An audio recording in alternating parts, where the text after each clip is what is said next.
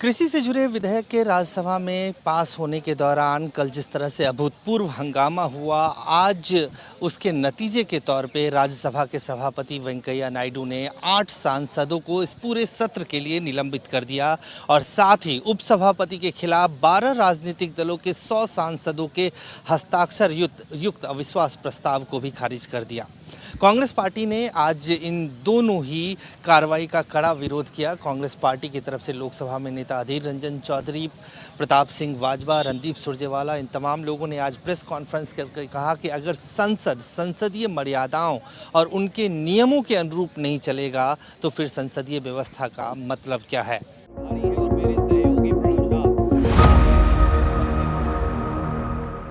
संसद में संविधान का गला घोटा जा रहा है और खेत खलिहान में किसान की आजीविका का मोदी जी के राजतंत्र को बचाने के लिए देश में और संसद में प्रजातंत्र को खत्म किया जा रहा है, उसकी हत्या की जा रही है। मोदी सरकार को कमेरे वर्ग से कोई लेना देना नहीं, वो अपने चंद फाइनेंसरों को बचाने में लगी है।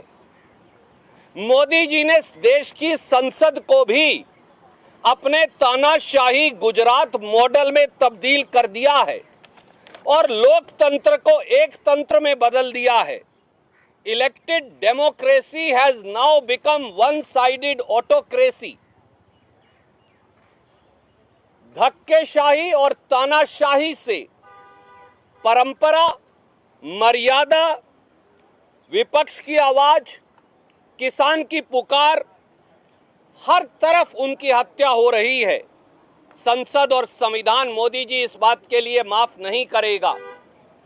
जिस प्रकार से आज सुबह कांग्रेस समेत दूसरी पार्टियों के 8-8 सांसदों को राज्यसभा में एक तरफा तरीके से सस्पेंड किया गया, जिस प्रकार से किसान के काले कानूनों का विरोध कर रहे हमारे सब साथियों की आवाज दबा दी गई, जिस प्रकार से संसद के अंदर किसानों के नुमाइंदों की और खेत और खलिहान में किसान और खेत मजदूर की आवाज दबाई जा रही है, मोदी जी ये देश आपको कभी माफ नहीं करेगा। सीधा country has been witnessing the outrage, the desperation, the frustration of the farmers of our country. The basic issue which has triggered the controversy across the nation is that the Punjab, which is recognized as a Rose Bowl of our country, the state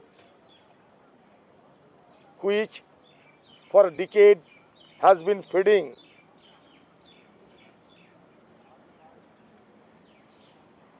the entire country by the sweat of the brow. Now, government has been exploring ways and ideas to starve those farmers of our country. So naturally, irrespective of any party, color, creed, religion, entire farming community of Punjab, Haryana, they have been kicking the street. The entire food grain bowl of our country has been in ferment. May I ask this government whether it was necessary to bring this resolution in such a manner which may boil down to the privatization of agriculture sector of our country.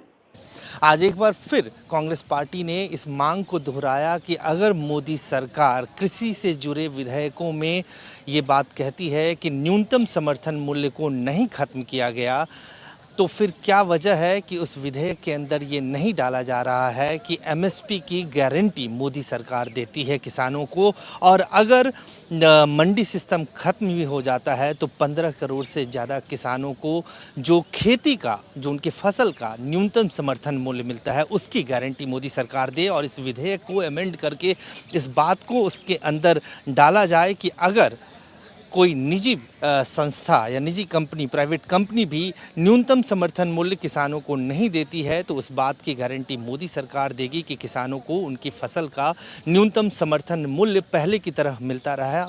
और अगर कोई निजी company इस तरह की व्यवस्था न्यूनतम समर्थन मूल्य नहीं देती है तो उसके खिलाफ कार्रवाई हो। और अगर ये मांगे मान ली जाती है तो कांग्रेस समेत दूसरे विपक्षी दलों को कोई एतराज़ नहीं है इन तीनों विधेयकों से। लेकिन एक बार फिर कहा गया कि जिस तरह से संसदीय व्यवस्था को कुचलने का प्रयास हुआ है, संसद के अंदर जिस तरह से मार्शल के जरिए सांसदों को सदन से बाहर निकाला गया, जिस तरह से डिवीज़न की मांग कर रहे सांसदों की मांग को अनसुना किया गया, जिस तरह से उसको खारिज किया गया, जिस तरह से उनके खिलाफ कार्रवाई की गई, 8 सांसदों को निलंबित किया गया, यह पूरी तरह से संसदीय व्यवस्था का उल्लंघन है। और कहीं ना कहीं मोदी सरकार का अब विश्वास संसदीय लोकतंत्र में नहीं है, ऐसा कांग्रेस के नेताओं का कहना था। कैमरामैन रफीक के साथ अजय झा, गो न्यूज़ दिल्ली।